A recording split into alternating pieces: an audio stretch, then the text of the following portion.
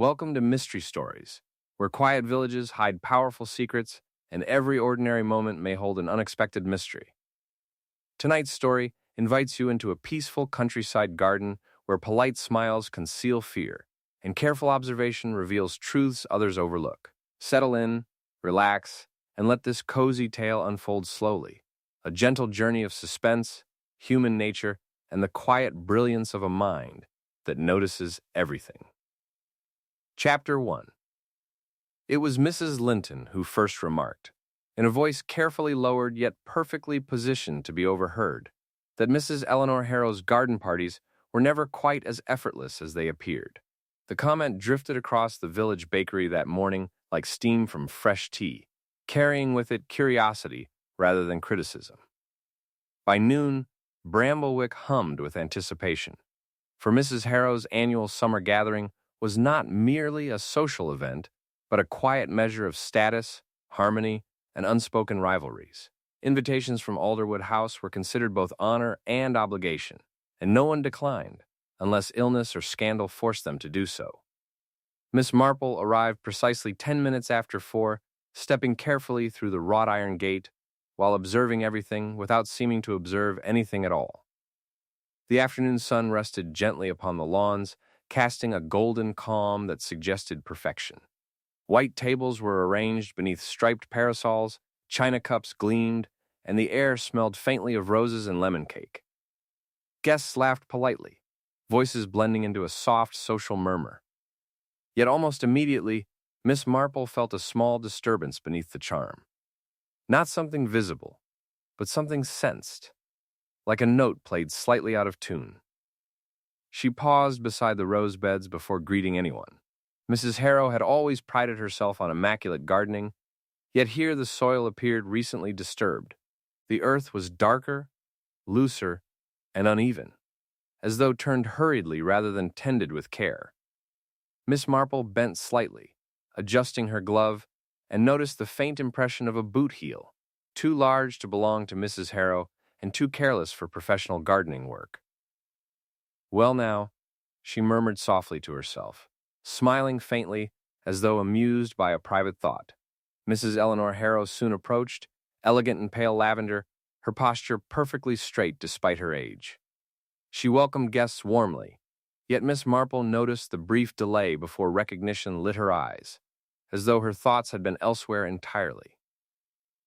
"My dear Miss Marple," Mrs. Harrow said, clasping her hands, "how lovely you could come."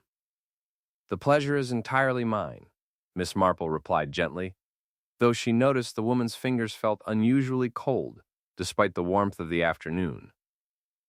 Before conversation could continue, Julian Harrow appeared beside them. He was charming in the practiced way of someone accustomed to admiration. His smile was flawless, his tone attentive, yet something about his presence caused Mrs. Harrow's shoulders to stiffen almost imperceptibly. "Aunt Eleanor insists on exhausting herself every summer," Julian said lightly. "We keep telling her to rest." Mrs. Harrow's smile tightened. One must keep traditions alive. The exchange lasted only seconds, yet Miss Marple noticed Julian's gaze linger not on his aunt, but on the surrounding guests, measuring reactions. His politeness felt rehearsed, and when he laughed, it arrived a moment too late. Tea was served shortly afterward. The clinking of porcelain and gentle conversation created a peaceful rhythm, though gossip flowed steadily beneath it. Mrs. Linton leaned toward Miss Marple with confidential enthusiasm. "They say Mrs. Harrow changed her solicitor recently," she whispered. "One never does that without reason." "Indeed?" Miss Marple replied mildly. "And finances, you know, investments that didn't go quite as planned. Very unfortunate." Miss Marple nodded politely, filing the remark away. Across the table, Mr. Edwin Clark dabbed his forehead repeatedly with a handkerchief, despite the pleasant breeze. Each time Mrs. Harrow spoke, he avoided her eyes. A small moment followed that few noticed. Mrs. Harrow lifted her teacup, paused midway, and glanced toward the garden path as if expecting someone. Her expression tightened briefly before she forced a smile and resumed conversation. Miss Marple followed her gaze and saw the gardener standing near the hedges, cap in hand, waiting uncertainly. Moments later, the gardener approached and murmured something quietly to Mrs. Harrow. No one else could hear the words, yet the effect was immediate. Color drained slightly from her face, and her hand trembled just enough for tea to ripple against the porcelain. "Excuse me," she said quickly, rising. The music of conversation faltered for only a second before continuing, but Miss Marple noticed Julian watching his aunt's departure with sharp intensity. His pleasant expression vanished entirely while her back was turned, replaced by something calculating. "How devoted he seems," Mrs. Linton remarked. "Yes," Miss Marple said thoughtfully. "Devotion is such an interesting quality. It varies greatly from person to person." The afternoon continued with games, laughter, and polite reminiscence. Yet small irregularities appeared one after another. A maid searching anxiously for a missing teacup. Mr. Clark leaving briefly through the side gate and returning flustered. Julian insisting repeatedly that guests try the lemon tart, though he himself did not eat. Miss Marple wandered slowly through the garden, exchanging kind words while observing details others ignored. Near the roses again, she noticed faint traces of soil upon the stone path leading toward the house, fresh enough to mark recent passage. Someone had carried earth indoors. Inside the drawing room, she paused briefly and saw muddy specks near the study door, quickly wiped but not entirely erased. The scent of something bitter lingered faintly beneath the aroma of flowers arranged on the table. By early evening, guests began departing, praising the delightful afternoon. Mrs. Harrow reappeared to bid farewell, composed once more, though her smile seemed fixed rather than natural. When she shook Miss Marple's hand, her grip lingered as though she wished to speak but could not. "You must visit again soon," Mrs. Harrow said quietly. "I should like that very much," Miss Marple replied, sensing urgency beneath the politeness. As twilight settled over Bramblewick, calm returned to Alderwood House. Lamps glowed warmly behind tall windows, and the garden appeared peaceful once more. The news arrived less than an hour later. Mrs. Harrow had been found in her study, seated at her desk, lifeless and pale, her untouched correspondence spread neatly before her. The doctor spoke in careful tones, suggesting sudden illness, though uncertainty lingered. Servants whispered in frightened voices, and Julian moved through the house offering explanations before questions were fully formed. Miss Marple returned quietly with several villagers, her expression gentle yet attentive. The study felt oddly still, as though holding its breath. Nothing appeared disturbed. The room was orderly, respectable, entirely wrong for an unexpected death. Her gaze moved slowly across the desk, the teacup resting nearby, and then toward the window overlooking the garden. Outside, the rose beds lay in shadow, their freshly turned soil darker than the surrounding earth. Voices murmured behind her. Such a tragedy. She seemed perfectly well. No warning at all. Miss Marple listened carefully. Already memories were being reshaped into comfort rather than truth. She stepped closer to the desk and noticed the faintest stain along the rim of the cup, nearly invisible unless one looked directly into the lamplight. She said nothing, only folded her hands calmly. Julian entered then, grief carefully arranged upon his face. "It's unbearable," he said softly. She was perfectly happy today. Miss Marple looked at him kindly. "Yes," she said. It was certainly a memorable afternoon. He held her gaze for a fraction too long before looking away. Outside, evening winds stirred the garden, brushing through roses and hedges as though searching for something hidden beneath the soil. Miss Marple turned once more toward the window.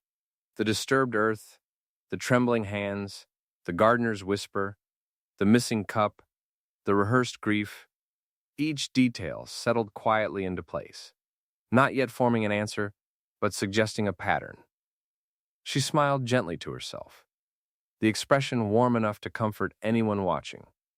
And Miss Marple, smiling kindly in the fading light, knew she had just seen the first shadow of murder. Chapter 2. Mrs. Penworthy declared the very next morning, while stirring sugar into her tea with unnecessary vigor, that nothing unsettled the village more than a death that arrived politely. The remark passed through Bramblewick like a quiet ripple, repeated in doorways, shared over hedges, and exchanged in lowered voices at the grocer's counter. Mrs. Eleanor Harrow had not been disliked, quite the opposite, and therefore her sudden passing demanded explanation. Yet explanations, Miss Marple knew, were rarely born from facts alone. They grew instead from memory, preference, and the gentle human desire to make discomfort disappear. Miss Marple sat near the window of the Bluebell tea room, hands folded calmly around her teacup, listening as conversation unfolded around her without interruption. Outside, village life continued as always, bicycles passing slowly, children walking home from lessons, and the distant bell of the church marking the hour. Inside, however, every sentence circled back to Alderwood House. "They say her heart simply failed," Mrs. Linton whispered, though her tone suggested disappointment at such simplicity. "Perfectly healthy woman," replied Mrs. Penworthy. "Walked every morning. Ate sensibly. One doesn't just fade like that." Miss Marple nodded faintly, but did not speak. She preferred listening when facts were still arranging themselves. A small inconsistency soon emerged. Mrs. Linton insisted Mrs. Harrow had laughed freely during tea, while another guest described her as distracted and anxious. Both spoke with confidence, yet Miss Marple remembered distinctly the tremor in Mrs. Harrow's hand and the way her eyes had searched the garden path. Memory, she reflected, was a remarkably cooperative servant. Inspector Hale arrived in the village shortly before noon, his presence stirring renewed excitement. He was a practical man with patient manners, and he greeted Miss Marple respectfully when they encountered one another outside the post office. "Unfortunate business," he said. "Doctor cannot yet determine a clear cause." "How troubling," Miss Marple replied gently. Mrs. Harrow seemed to have many matters weighing upon her mind. The inspector studied her briefly. "You noticed something unusual?" "Oh, nothing definite," she said pleasantly. "Only that people rarely become anxious without reason." He smiled politely, uncertain whether she had told him anything at all. Later that afternoon, Miss Marple accepted an invitation to Alderwood House, where several neighbors had gathered to offer condolences. The drawing room carried the heavy stillness of recent loss. Curtains were partially drawn despite the daylight, and conversations occurred in careful tones, as though loud voices might disturb the dead. Julian Harrow greeted guests graciously. His composure appeared admirable, yet Miss Marple noticed how frequently he spoke before others could ask questions, guiding conversations gently but firmly toward harmless subjects. Aunt Eleanor disliked fuss, he explained more than once. She would have wanted everything calm. His smile remained steady, but his fingers tapped faintly against the back of a chair, a rhythm too quick for genuine calm. Tea was served again, though the atmosphere differed entirely from the previous day. Miss Marple observed the tray carefully. The china set matched the one used at the garden party, yet one cup was clearly newer, its glaze brighter than the others. "How unfortunate about the missing piece," she remarked lightly to the maid. The girl hesitated. "Yes, miss. One cup broke yesterday evening. Terrible clumsiness of mine." Her voice carried rehearsed certainty, yet her eyes flickered toward Julian before lowering again. Miss Marple accepted her tea without comment. Nearby, Mr. Edwin Clark spoke with the inspector, his voice strained despite attempts at dignity. Sweat gathered again along his forehead, and he wiped it repeatedly though the room was cool. "Mrs. Harrow was perfectly well when I last spoke to her," he insisted. "We discussed only garden matters." "Of course," said the inspector calmly. Miss Marple noticed Clark's hands. Ink stains marked his fingers, fresh and dark. Curious for a retired gentleman with no apparent reason for writing. A murmur of gossip soon reached her ears. Two ladies whispered near the window. "They argued last week," one said quietly. "About money, I believe.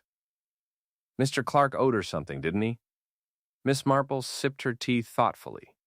Financial disagreements rarely vanished without consequence. Julian approached her then, lowering himself into a nearby chair. "You knew my aunt well?" he asked. Only as neighbors do, Miss Marple replied warmly. Though one learns much through small conversations, he nodded. She worried unnecessarily about trivial matters. Did she? Miss Marple said gently. For the briefest moment, irritation crossed his face before disappearing behind charm. She imagined problems where none existed. Miss Marple smiled kindly, though she noticed he never asked what she herself had observed during the party. A subtle sound interrupted the room, the gardener speaking quietly with a servant in the hallway. Miss Marple caught only fragments. Told her already, didn't want trouble. The gardener's voice carried unease rather than grief. Miss Marple rose slowly and wandered toward the corridor under the pretense of admiring a painting. Muddy marks remained faintly along the floorboards despite cleaning. Someone had walked indoors with soil-covered shoes recently. Not yesterday, but earlier that very morning. Interesting, she thought. Returning to the drawing room, she noticed another small detail. Julian lifted his teacup using his left hand with effortless ease, though yesterday he had complained lightly of stiffness in that wrist after a tennis match. The movement appeared natural now, unguarded. Such small contradictions often mattered. Conversation turned again toward the will. Mrs. Penworthy leaned close to Miss Marple. I heard she planned changes, she whispered. Family disagreements, you know. Miss Marple tilted her head. Changes often create anxiety, particularly for those expecting certainty. Across the room, Julian laughed too loudly at something trivial, drawing attention away from the conversation at precisely the right moment. The inspector soon announced that further examination would be required before determining cause of death. Polite shock followed, though beneath it ran unmistakable excitement. Mystery had entered Bramblewick, and mystery demanded participation. As guests began leaving, Miss Marple paused near the study door. The room remained closed, yet she noticed the faint scent again, bitter, unfamiliar, lingering stubbornly despite open windows. Poison, she thought quietly, though she would not yet say the word aloud. Outside, the garden appeared peaceful under late afternoon light. Birds moved among the hedges, and the rose beds looked newly smoothed, as though someone had attempted to erase yesterday's disturbance. Too carefully smoothed. Julian joined her at the doorway. My aunt loved this garden, he said softly. Yes, Miss Marple replied. It tells many stories. He glanced at her sharply. Stories? Oh, yes, she said pleasantly. Gardens always reflect the people who tend them. He said nothing more, but she sensed watchfulness now beneath his politeness. As she walked slowly toward the gate, voices from departing guests floated behind her, confident conclusions already forming, each person certain they understood what had happened. Yet Miss Marple felt the opposite certainty growing within her. Too many people remembered the afternoon differently. Too many explanations arrived before questions had properly settled. A missing cup replaced too quickly, mud appearing where none should be. Anxiety hidden beneath hospitality. She paused beside the rose beds once more, studying the soil as evening shadows lengthened. Someone had lied, perhaps several people, and lies, in Miss Marple's experience, rarely gathered without purpose. She adjusted her gloves gently and continued toward the village, her expression thoughtful but serene. And Miss Marple wondered, as the church bell sounded softly behind her, why so many people were trying quite so hard to remember the evening incorrectly. Chapter 3. The gardener's name, Miss Marple learned the following morning, was Thomas Bell, a man described by nearly everyone in Bramblewick as dependable, quiet, and entirely uninterested in village gossip, which, Miss Marple reflected, often made such individuals the most reliable sources of truth, provided one asked the right questions and waited patiently enough for answers to arrive. The remark reached her while she purchased flowers from the small stall near the church. Mrs. Penworthy leaned close, lowering her voice with theatrical secrecy. Poor Mr. Bell hasn't slept, they say. Keeps insisting he told Mrs. Harrow something important just before she, you know. Miss Marple thanked her kindly and selected a modest bundle of daisies, though her thoughts had already shifted elsewhere. Important information delivered moments before a sudden death rarely proved irrelevant.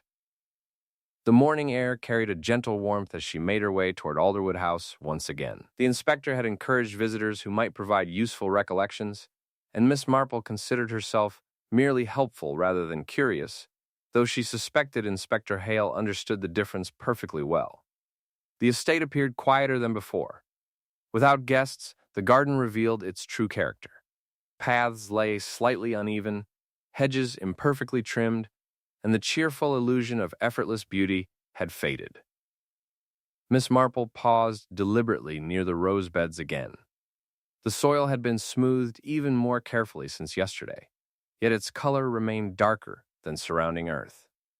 Someone, she thought, wished the garden to appear undisturbed.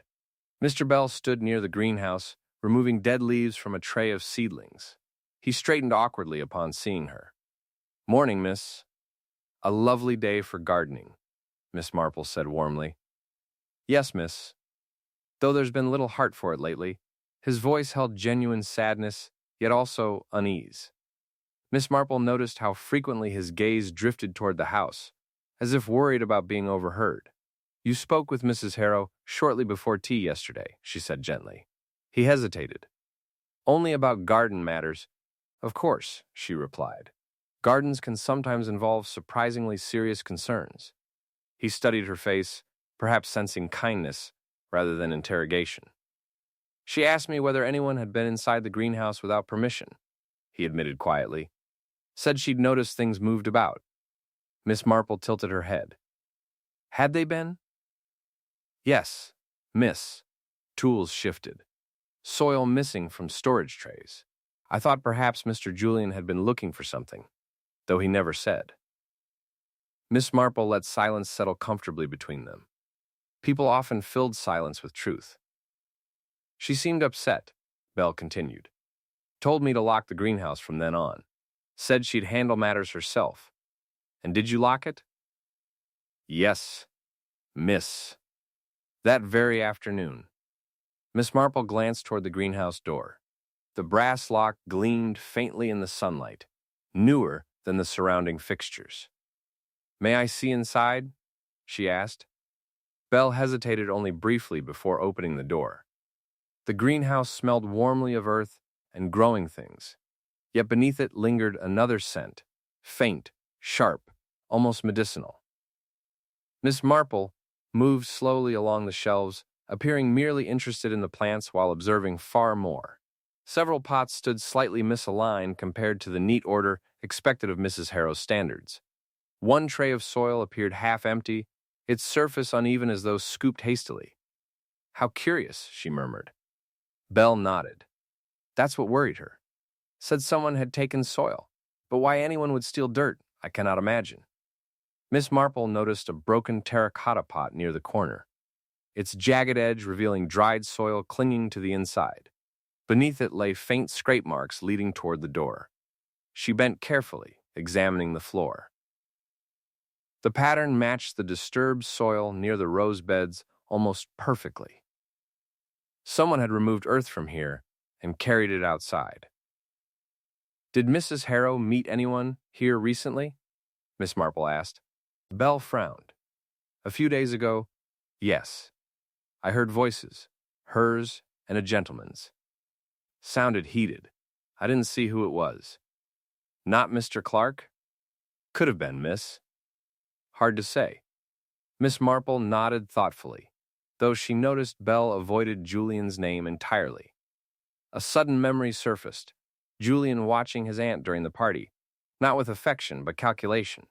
She moved toward a small worktable and noticed faint white residue near a set of gardening gloves. Not fertilizer, too fine, too carefully brushed away. "How diligently you clean," she said lightly. Belle looked puzzled. "I haven't cleaned here since yesterday morning." "Interesting." Outside again, Miss Marple walked slowly toward the garden path. From this angle, she could clearly see how footsteps might travel unnoticed between greenhouse and rose beds, hidden by hedges from the main lawn. A discreet route, convenient for private activity. Voices drifted from the house, Inspector Hale speaking firmly with someone. Moments later, Mr. Edwin Clark emerged, visibly shaken. He stopped short upon seeing Miss Marple. "Terrible business," he said quickly. "Simply terrible, yes," she agreed. "You were fond of Mrs. Harrow?" "Of course. We were business associates." His tone sharpened slightly on the word business. "She visited the greenhouse recently," Miss Marple remarked casually. Clark blinked. "Did she?" "Yes. It seems she discovered something troubling." Color drained faintly from his face. "I wouldn't know anything about that." He excused himself almost immediately, walking away with hurried steps. Miss Marple watched him go, noting how his hands trembled, yet not with grief. Inspector Hale approached shortly afterward. "Find anything of interest?" he asked. "Only gardening matters," she replied mildly. Though Mrs. Harrow appears to have been concerned about movements within the greenhouse, he frowned. "We found no obvious disturbance." "Sometimes," Miss Marple said gently, "disturbance lies in what has been removed rather than what remains." The inspector considered this thoughtfully. As afternoon light softened, Miss Marple wandered once more beside the rose beds. Kneeling briefly, she touched the soil with her gloved fingers. Beneath the top layer, the earth felt compacted differently, as though something had rested there briefly before being moved again. Not buried permanently. Hidden temporarily. A staging place. She rose slowly, her mind arranging details like pieces of delicate china, missing soil, locked greenhouse, secret argument, anxious host, and guests eager to guide explanations elsewhere. Behind her, Julian stood quietly, his presence almost soundless. "You seem very interested in the garden," he said pleasantly. "It is quite fascinating," Miss Marple replied. "My aunt took it very seriously." "Yes," she said softly. "People often invest gardens with personal meaning." He smiled. "You believe her death connected to gardening?" "Oh, I believe," Miss Marple answered kindly, "that people rarely notice how much they reveal through ordinary habits." His smile faltered briefly. "Well," he said lightly, "I hope the inspector finds answers soon." "I am certain he will," she replied. Julian lingered a moment longer before returning to the house, though Miss Marple sensed he had come not to converse, but to observe her. The sun dipped lower, casting long shadows across the lawn. The garden appeared peaceful again, yet Miss Marple now saw it differently, not as decoration, but as a carefully arranged scene.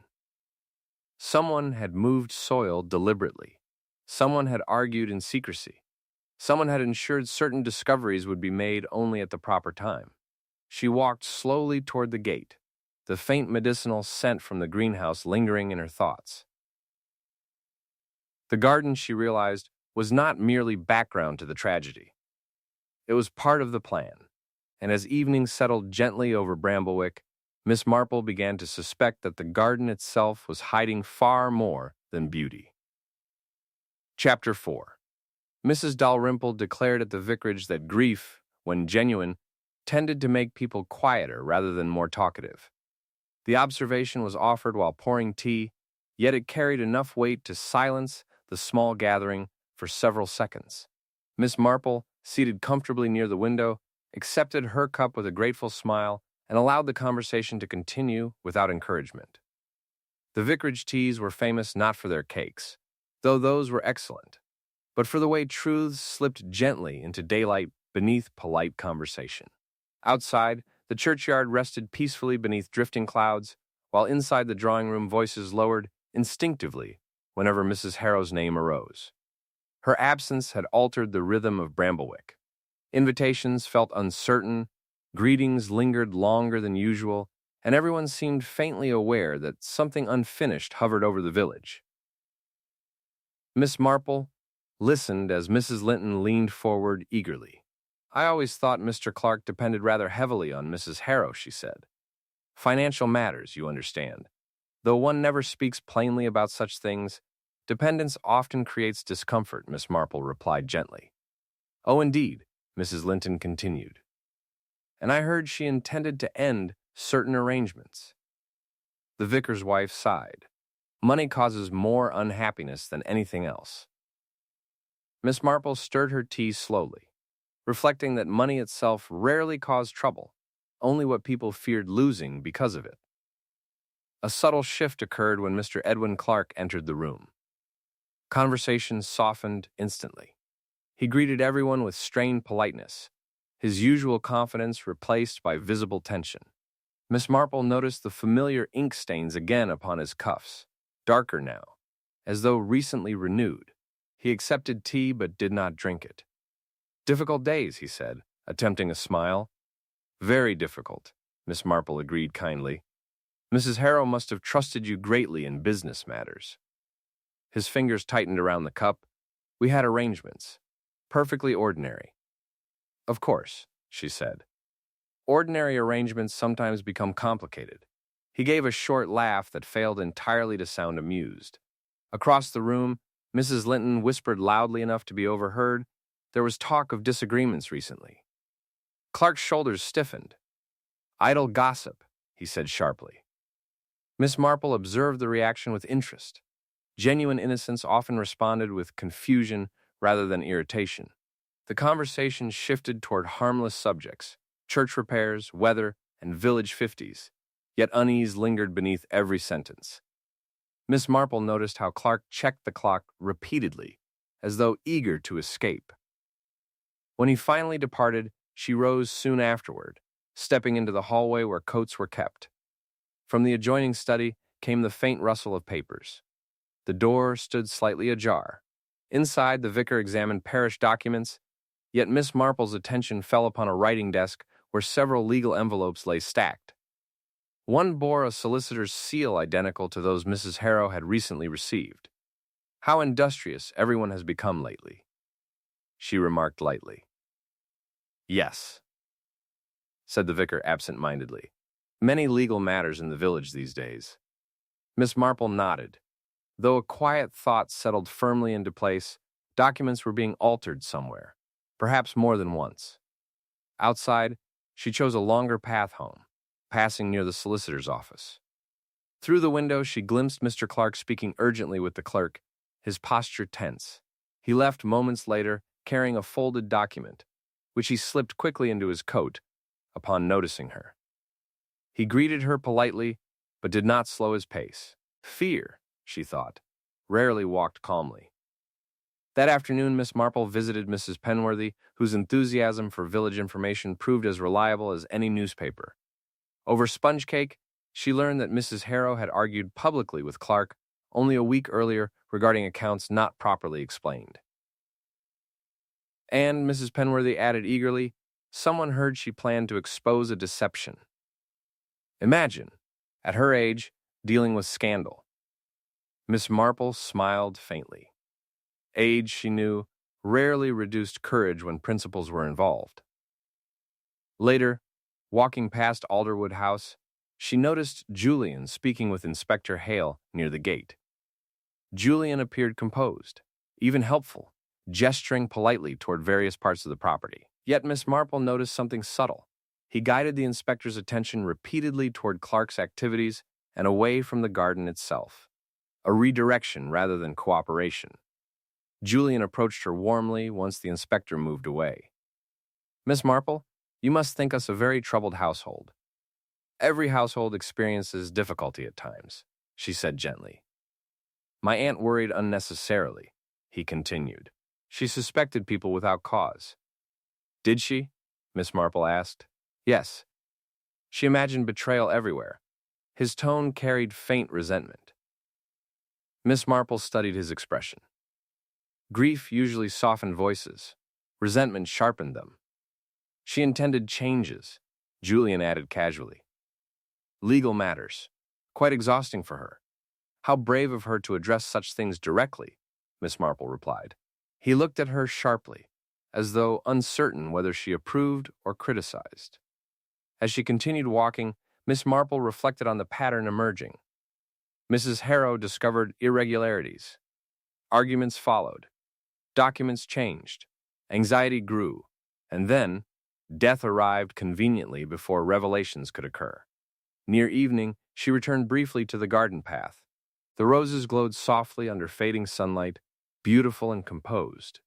Yet now she noticed another detail. Footprints leading not toward the greenhouse, but away from the study window, partially erased, but still visible where gravel met soil. Someone had left the house quickly after entering the garden. Inside, faint laughter sounded, Julian entertaining visitors with admirable composure. Too admirable, perhaps. Miss Marple paused beneath the window, hearing his voice clearly. "My aunt was overly suspicious toward the end," he said lightly, quite unlike her usual self. The statement felt deliberate, planted gently into conversation like a seed. Character revision, Miss Marple thought. A careful reshaping of how the deceased would be remembered. She walked slowly toward the gate, piecing together impressions. Clark feared exposure. Julian shaped narratives. The gardener worried about movements in the greenhouse. Documents shifted hands quietly. And Mrs. Harrow, intelligent and determined, had clearly uncovered something serious enough to disturb the calm surface of village life. The mystery no longer felt sudden. It felt prepared. As twilight settled, church bells echoed softly across Bramblewick. Windows lit one by one, restoring the illusion of normalcy. Yet Miss Marple sensed tension tightening invisibly among the villagers, each person guarding private concerns behind polite smiles. She paused once more, looking back toward Alderwood House. From this distance, it appeared peaceful, dignified, untouched by scandal. Appearances, she reflected, were often the most cooperative accomplices, and as she turned toward home, Miss Marple quietly asked herself, who among them had the most to lose if Mrs. Harrow's truth had ever been allowed to bloom? Chapter 5. It was the smell of burned paper that first stirred fresh curiosity in the village, though no one spoke of it directly at first. Mrs. Penworthy mentioned it only in passing while selecting apples at the grocer's, remarking that servants often destroyed old correspondence after a death. Yet her tone suggested disappointment, as though important words had vanished too conveniently. Miss Marple, standing nearby with a basket on her arm, listened with quiet attention. Burned letters, she knew, rarely belonged to harmless housekeeping. By late morning, she found herself once again walking toward Alderwood House, the familiar path now carrying a faint sense of expectancy. The inspector had permitted limited access while inquiries continued, and the household existed in a strange half-state, neither mourning fully nor returning to ordinary routine. Curtains remained drawn in certain rooms, while others bustled with unnecessary activity, as though motion alone could restore normality. The maid admitted her with visible relief. "Oh, Miss Marple, it's nice to see a friendly face," she said. "Such times are never easy," Miss Marple replied gently. Inside, the air held a faint lingering bitterness beneath the scent of polish and flowers. Miss Marple paused briefly in the hallway, noticing again how carefully the floors had been cleaned. Yet even diligent effort could not entirely remove signs of disturbance. Near the study door, a faint gray smear marked the edge of the carpet, ash pressed accidentally into the fibers. "How unfortunate," she murmured softly. The maid followed her gaze. "Oh, that."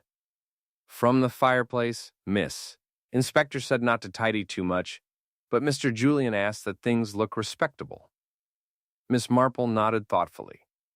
Respectability, she reflected, often arrived too early after tragedy. The study itself remained largely untouched. Sunlight filtered through tall windows, illuminating the orderly desk where Mrs. Harrow had spent her final hours. Papers lay stacked neatly, yet one area near the fireplace showed clear disruption. Ashes had spilled slightly onto the hearthrug, suggesting hurried burning rather than careful disposal. Inspector Hale stood examining documents when she entered. "Ah, Miss Marple," he said. "Curious business here." He gestured toward the fireplace. Within the ash rested fragments of partially burned paper preserved by incomplete flames. "A letter?" she asked. So it appears, written the day she died. With careful permission, Miss Marple bent closer. Only fragments remained legible, yet certain words survived clearly enough. Cannot allow this deception. What lies beneath the garden will expose the truth. She straightened slowly, folding her hands. She intended confrontation, Miss Marple said quietly. That seems likely, the inspector agreed, though we don't yet know with whom. Miss Marple's gaze drifted toward the desk drawers. One stood slightly misaligned, barely noticeable unless one looked carefully. She opened it gently. Inside lay neatly arranged stationery, except for a space where something had clearly been removed. A missing letter often speaks louder than one preserved, she said mildly. Inspector Hale watched her with growing interest. You believe someone destroyed evidence? I believe, she replied, that someone feared what she had written. A soft sound came from the doorway. Julian Harrow stood there, composed yet pale. My aunt was fond of dramatic language, he said lightly. She often exaggerated concerns. Miss Marple turned kindly toward him. Did she? Yes. She worried about business matters unnecessarily. Mr. Clark upset her greatly. The redirection arrived quickly, almost too quickly. Inspector Hale made a note. Julian continued, if she burned letters, perhaps she regretted writing them. Miss Marple smiled faintly. Perhaps. Though unfinished burning suggests interruption rather than regret. For a moment, Julian said nothing. Then he excused himself politely, leaving the room with measured calm. Miss Marple watched him go, noticing how swiftly his composure returned once outside view. The inspector resumed examining papers, but Miss Marple moved slowly around the study, allowing details to speak quietly. On the desk, she noticed faint indentations upon a blotting sheet, impressions left by writing pressure from a previous page, now missing. She tilted the paper toward the light. A few letters became visible in reverse. Change the will. Cannot trust. Her eyes softened thoughtfully. A gossip remark from earlier returned to her memory, Mrs. Harrow visiting her solicitor recently. A will changed shortly before death altered motives considerably. Outside the study window, the garden shimmered peacefully. Yet Miss Marple now understood that the garden had been more than decoration, it had become part of Mrs. Harrow's discovery. She excused herself and stepped outside, following the path toward the rose beds once more. The soil appeared settled now, yet its color remained distinct. Kneeling briefly, she noticed tiny charcoal flecks mixed with the earth, ash carried by wind, or perhaps by hurried hands after burning paper. Someone had come here after destroying the letter. From the side path, the gardener approached nervously. They've been searching the house all morning, he said quietly. Yes, Miss Marple replied. Mrs. Harrow seems to have uncovered something important.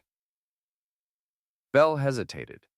She told me she'd set matters right that evening, said no one would deceive her again. Miss Marple absorbed this calmly. And did she seem afraid? No, miss, he said slowly. More, determined. Determination suggested action, not despair, not illness. She walked slowly back toward the house, reflecting on the pattern growing clearer. Mrs. Harrow discovered deception connected to the garden. She wrote letters. She changed her will. She planned exposure. And before she could act, she died. Inside again, voices rose faintly from the drawing room. Julian spoke with guests, his tone warm and reassuring. My aunt had been confused lately, he said gently, quite unlike herself. Miss Marple paused outside the doorway, recognizing the careful shaping of memory once again. If Mrs. Harrow appeared irrational, her accusations would lose weight. A clever precaution. She entered quietly, joining conversation without interrupting. Julian greeted her politely, though she noticed tension beneath his smile. Inspector believes the matter nearly resolved, he said. How comforting, she replied softly. Yes, he continued. Once misunderstandings about business matters are cleared, everything will make sense. Miss Marple met his gaze kindly. Truth has a way of emerging at its own pace. His expression flickered, uncertainty, perhaps even unease. As afternoon faded into evening, guests departed, and silence returned to Alderwood House. Miss Marple stepped outside one final time before leaving. The garden glowed under golden light, peaceful and innocent. Yet now she saw its role clearly. Soil moved, evidence hidden, letters burned, stories adjusted. The murder, for she now felt certain it was murder, had not been an impulsive act. It had grown slowly, carefully, like something cultivated. She paused beside the roses, noticing again how the earth had been disturbed, corrected, and disturbed again. Someone had prepared for discovery while attempting to control it. A dangerous balance. As she walked toward the gate, the evening breeze carried faint ash from the chimney into the garden air, settling invisibly among the flowers. Miss Marple smiled gently to herself, her thoughts settling with quiet certainty. The letter had not been destroyed completely, because its author had been interrupted, and she realized, with calm clarity, that the murder had almost certainly been planned long before the tea was ever poured. Chapter 6.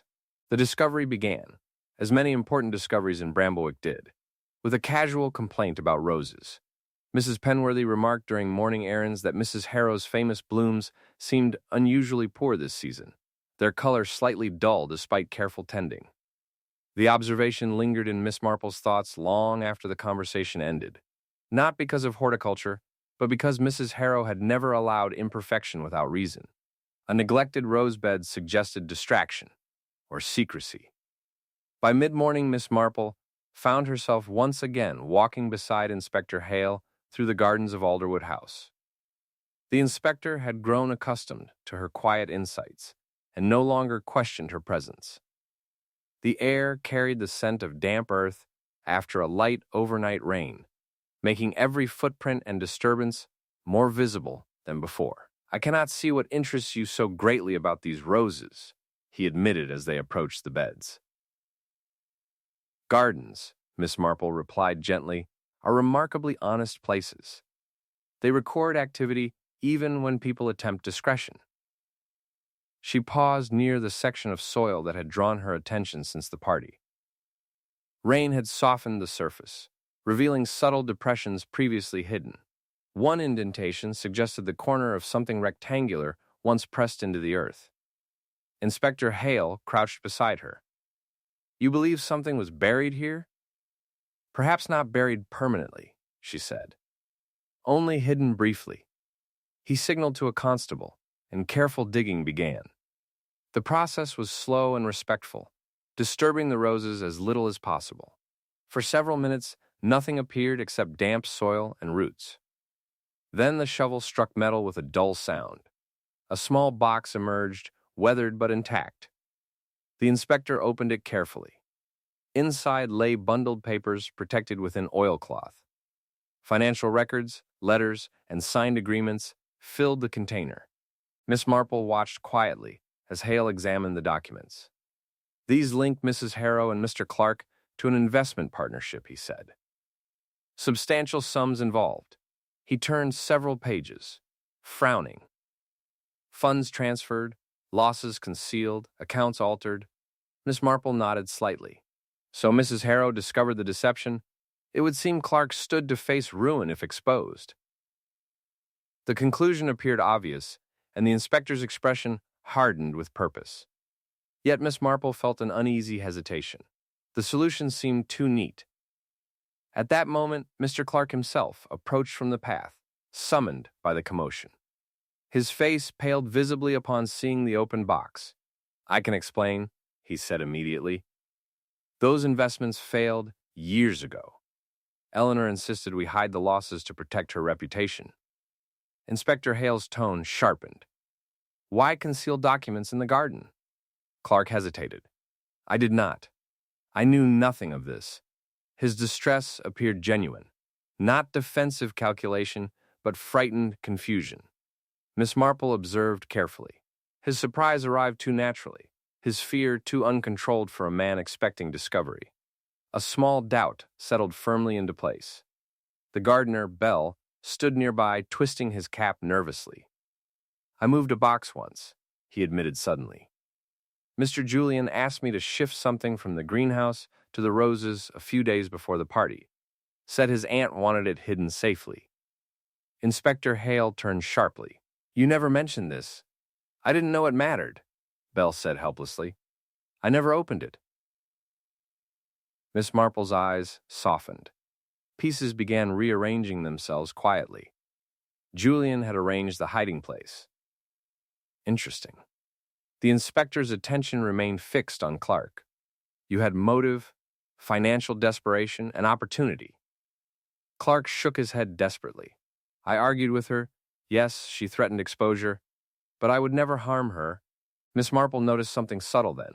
Julian standing slightly apart, watching events unfold with controlled concern. Not surprise, not fear. Relief. Relief that suspicion had settled elsewhere. She spoke gently. Inspector, may I ask, when were these documents last handled? Hale examined them. Recently. The oilcloth is clean. Then someone intended them to be found, Miss Marple said softly. The inspector looked up. You believe this was staged? She smiled faintly. If Mrs. Harrow wished secrecy, she would not have hidden evidence where gardeners regularly worked. Someone placed them here knowing discovery would follow her death. Clark stared at her gratefully, though confusion still clouded his expression. Julian stepped forward smoothly. Surely that is speculation. Perhaps, Miss Marple agreed pleasantly, though arrangements that appear too convenient often deserve reconsideration. Julian's smile tightened almost imperceptibly. Rainwater glistened on the leaves as silence settled over the garden. Birds moved cautiously among hedges, disturbed by human tension. Miss Marple walked slowly along the path, allowing her thoughts to settle. The sequence now appeared clearer. Mrs. Harrow discovered financial deception involving Clark. Julian learned of it, perhaps fearing consequences tied to inheritance. The documents were moved, hidden where they would later incriminate Clark, a narrative prepared in advance. She paused near the greenhouse door, noticing again the faint chemical scent lingering inside. Poison, she suspected, had originated here rather than the study. Behind her, voices rose as Inspector Hale questioned Clark further. The man protested with growing desperation, yet Miss Marple sensed the inspector's certainty wavering. A final detail caught her attention. Julian bent briefly to brush soil from his sleeve, using his left hand with effortless familiarity. Left-handed, her memory returned instantly to the tea tray, the placement of cups, the angle from which poison must have been added unnoticed. A small, quiet realization settled into place. The evidence in the garden was not the truth. It was an arrangement, carefully planted, patiently waiting, like seeds meant to bloom at exactly the right moment. Julian approached her again, voice calm but edged. You seem troubled, Miss Marple. Oh no, she replied kindly. Only thoughtful. Gardens encourage reflection. You believe someone manipulated events? I believe, she said gently, that people sometimes prepare explanations before questions are even asked. His eyes searched hers briefly, as though measuring how much she understood. Well, he said lightly, I trust the inspector will reach the correct conclusion. I am quite certain he will, she answered. As afternoon light faded, the box of documents was carried inside, and suspicion settled heavily upon Mr. Clark. Villagers would soon whisper confidently that motive had been found. Yet Miss Marple walked slowly toward the gate with increasing certainty that the truth remained elsewhere. The real culprit had not feared discovery. He had designed it. And as the wind stirred softly through the roses, Miss Marple began to suspect that the true murderer had arranged every clue as carefully as flowers placed within a bouquet, each one intended to guide suspicion away from himself. Chapter 7. Mrs. Linton observed, with solemn certainty during afternoon tea at the Bluebell Tea Room, that grief revealed character more clearly than celebration ever could. The remark was received with thoughtful nods, though each listener interpreted it differently. Miss Marple, seated quietly beside the window, found herself agreeing more than she allowed to show. In the days following Mrs. Harrow's death, Bramblewick had settled into a peculiar calm, the sort that followed when people believed the mystery nearly solved. Inspector Hale's attention remained firmly upon Mr. Clark, and the village had already begun adjusting its sympathies accordingly. Yet Miss Marple felt no such certainty. She watched villagers pass outside, exchanging confident conclusions, and reflected that human beings preferred tidy answers even when truth resisted simplicity. The discovery of financial records had satisfied curiosity too neatly, like a story finished before its final chapter. A small but persistent detail troubled her, not a dramatic clue, but a gesture so ordinary that no one else had noticed it. Julian Harrow pouring tea. The memory returned repeatedly, the angle of his wrist, the natural ease of his left hand, and his earlier claim of stiffness in that same arm. Such contradictions rarely appeared without meaning. Later that afternoon, Miss Marple accepted an invitation to Alderwood House once more. Julian had encouraged neighbors to visit, explaining that company eased sorrow. The drawing room now felt brighter, almost deliberately cheerful, as though grief were being managed through hospitality. Julian greeted her warmly. "My aunt always believed life must continue," he said. "A wise sentiment," Miss Marple replied gently, though she noticed his energy seemed less mournful than relieved. Several guests gathered around the tea table. Conversation drifted toward ordinary matters, weather, church repairs, and upcoming village events. Yet subtle tension lingered beneath every exchange. Miss Marple noticed Julian guiding discussion carefully whenever Mrs. Harrow's final day arose. She was confused toward the end, he remarked casually, imagining betrayals where none existed. Mrs. Penworthy nodded sympathetically. Miss Marple watched silently. Repetition shaped memory. Julian repeated this idea often. Tea was served. Julian himself poured, insisting the maid rest. Miss Marple observed closely. Without hesitation, he lifted the teapot with his left hand, steady and practiced. The motion appeared entirely natural. "How kind of you," she said softly. "One learns to help when necessary," he replied. She smiled faintly. "Indeed. Habits reveal much about a person." For a brief instant his expression tightened, though he quickly recovered. A gossip remark drifted from the far sofa. "I always wondered," Mrs. Linton said, "why Mrs. Harrow kept certain guests so close despite disagreements." Julian laughed lightly. "Family obligations can be exhausting." Miss Marple noticed the remark redirected attention again toward family tensions rather than events of the party itself. She allowed conversation to continue while her thoughts arranged themselves carefully. Poison placed during tea. Opportunity limited to those nearest Mrs. Harrow. A missing cup removed afterward. Evidence planted to accuse Clark. A will recently changed, perhaps removing Julian's inheritance entirely. Motives aligned quietly. A small moment followed that confirmed her growing certainty. The maid entered carrying additional cups and paused uncertainly. "Shall I place them as before, sir?" she asked Julian. "Yes," he replied quickly, then corrected himself. "I mean, anywhere is fine."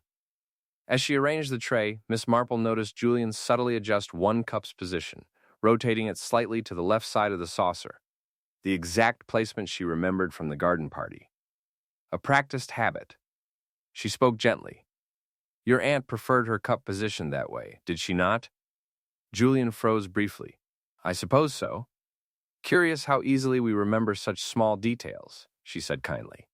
His smile returned, though faint tension lingered beneath it. Conversation resumed, yet Miss Marple sensed watchfulness now directed toward her. Julian asked several polite questions, attempting to gauge her thoughts without appearing to do so. "You observed much that day, I imagine," he said. "Oh, only ordinary things," she replied. "People talking, tea being poured, gardens admired, and nothing unusual?" She met his gaze calmly. Unusual things often appear ordinary at first. Silence settled briefly before laughter resumed elsewhere in the room. As evening approached, guests departed gradually. Miss Marple lingered near the doorway, adjusting her gloves slowly. Julian accompanied her toward the hall. "You have been very attentive throughout this ordeal," he said. "One grows fond of neighbors," she answered. He hesitated. "Inspector Hale believes Mr. Clark responsible." "So I understand. You disagree?" he asked carefully. Miss Marple smiled gently. "I believe the inspector is still gathering understanding." Julian's eyes narrowed slightly. "You speak as though the matter is unfinished. Human behavior rarely concludes as quickly as we expect," she said softly. Outside, twilight settled across the garden. Lamps glowed behind windows, and the roses stirred faintly in evening air. Miss Marple paused beside the study window once more, her gaze resting on the path where faint footprints had once appeared. A memory returned suddenly. Mrs. Harrow reaching for her teacup, Julian standing closest, his left hand resting casually near the tray. The arrangement became perfectly clear.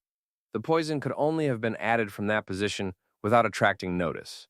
She turned back toward the house, where Julian watched from the doorway, his silhouette framed by warm light. Such charm, she reflected. Such careful performance. And yet performances required rehearsal, and rehearsals left traces. Walking slowly toward the gate, she reviewed every detail. The planted documents, the controlled gossip, the reshaping of Mrs. Harrow's reputation, the missing cup, the left-handed movements, and the eagerness with which Julian guided suspicion elsewhere. The garden had not hidden the crime. It had merely delayed its understanding. Miss Marple felt no triumph, only quiet sadness. Crimes born from greed often carried an air of inevitability, as though small selfish choices accumulated until tragedy became unavoidable. The evening bell sounded softly across Bramblewick. She paused, her expression thoughtful but serene, certain now of what must be done next. And Miss Marple knew, with gentle but unshakable clarity, that the truth had been standing in plain sight all along, waiting only for someone patient enough to notice it. Chapter 8. The rain began lightly on the morning Miss Marple decided the matter must end. It fell in soft, steady drops upon the rooftops of Bramblewick, quiet enough not to disturb daily routines, yet persistent enough to keep villagers indoors and thoughtful. Mrs. Penworthy declared at breakfast that rain always brought truth to the surface, washing away appearances people preferred to keep polished. Miss Marple, stirring her tea slowly, considered the remark unusually accurate. By late afternoon, Inspector Hale had agreed, at her gentle suggestion, to gather the principal figures at Alderwood House. The request had been framed politely, merely a discussion to clarify remaining details, yet Miss Marple sensed the inspector's growing curiosity. He had begun to suspect that the explanation resting upon Mr. Clark felt incomplete. The drawing-room filled gradually. Lamps glowed warmly against the gray sky outside, creating an atmosphere almost intimate, despite the tension beneath it. Julian Harrow stood near the fireplace, composed as ever, greeting guests with gracious calm. Mr. Clark sat stiffly near the window, pale from days of suspicion. The gardener lingered uncertainly near the doorway, cap twisting nervously in his hands. Miss Marple took her seat quietly, appearing more like a kindly observer than the architect of what was to come. Inspector Hale cleared his throat. Miss Marple believes certain details may help clarify Mrs. Harrow's death. Julian smiled politely. Anything that brings closure is welcome. Miss Marple inclined her head. Her voice, when she spoke, carried warmth rather than accusation. "It seems to me," she began gently, "that Mrs. Harrow's death troubled us, because it appeared sudden and without reason. Yet Mrs. Harrow herself had begun uncovering something quite serious, a financial deception connected to the documents found in the garden." Mr. Clark lowered his head miserably. "She discovered losses concealed within an investment," Miss Marple continued. Naturally, suspicion first fell upon Mr. Clark, who feared exposure. Inspector Hale nodded. "A reasonable assumption. Yes," Miss Marple said softly. "Reasonable, but incomplete." Julian shifted slightly, though his smile remained. Mrs. Harrow intended to expose the truth, Miss Marple went on. She changed her will shortly before her death. That decision created a new danger. not for Mr. Clark alone, but for someone whose future depended entirely upon her generosity. Julian spoke lightly. Surely many people benefited from her kindness. Indeed, Miss Marple replied. But only one person stood to lose everything immediately. Silence settled heavily over the room. She continued calmly. Mrs. Harrow's nephew, Julian, had been involved indirectly in the failed investments. Whether through poor judgment or misplaced trust, he feared both financial ruin and the loss of inheritance once his aunt discovered the truth. Julian laughed softly. That is quite imaginative. Miss Marple smiled kindly. Not imaginative. Observational. She folded her hands gently. The documents hidden beneath the roses were not concealed by Mrs. Harrow. They were placed there later, arranged so they would eventually incriminate Mr. Clark. The gardener confirmed moving the box at Mr. Julian's request. All eyes turned toward Belle, who nodded anxiously. Julian's composure tightened. I acted on my aunt's instructions. Perhaps, Miss Marple said gently. Yet other details contradict that explanation. She rose slowly and walked toward the tea table prepared for the gathering. The poison was administered during the garden party. Only someone standing close enough to Mrs. Harrow's cup could have added it unnoticed. You stood beside her at precisely that moment. Julian's voice sharpened slightly. Many people were nearby. Yes, Miss Marple agreed. But only one person poured tea using the left hand, the position required to reach her cup without drawing attention. She turned toward him kindly. You claimed injury to that hand earlier that day. Yet afterward you used it naturally, repeatedly, without discomfort. Habit revealed truth where words attempted disguise. A faint murmur passed through the room. Miss Marple continued gently, never raising her voice. Afterward, the poisoned cup disappeared. A replacement appeared the next day. The burned letter in the study showed Mrs. Harrow intended exposure that very evening, but she was interrupted. Inspector Hale leaned forward. You believe Julian destroyed the letter? I believe he removed what remained after realizing partial burning might still reveal her intentions, she said softly. He then guided suspicion carefully toward Mr. Clark, planting evidence in the garden to support that narrative. Julian's calm finally fractured. This is absurd, he said. You have no proof. Miss Marple regarded him with genuine sadness. Proof lies in accumulation. Soil moved from greenhouse to roses, the missing cup, the altered memories you encouraged, and your eagerness to define your aunt as confused before anyone questioned otherwise. His breathing quickened. You misunderstood everything, he said. No, Miss Marple replied gently. I understood too late how frightened you must have been. The words struck deeper than accusation. For several seconds, Julian remained silent. The room held its breath. Rain tapped softly against the windows. Then his shoulders sagged slightly. She was going to ruin me, he said quietly. Everything would have been gone. Mr. Clark stared in shock. I only meant to frighten her, Julian continued, voice trembling now. A small amount, enough to make her ill. But she drank more than I expected. Silence followed. Heavy. Irreversible. Inspector Hale rose slowly. Mr. Julian Harrow, I must ask you to come with me. Julian closed his eyes briefly, composure dissolving at last. Without resistance, he allowed the inspector to guide him toward the door. As it closed behind them, the tension in the room seemed to release all at once. Mrs. Linton whispered a prayer. Mr. Clark sank into a chair, overcome with relief and sorrow. Miss Marple returned quietly to her seat.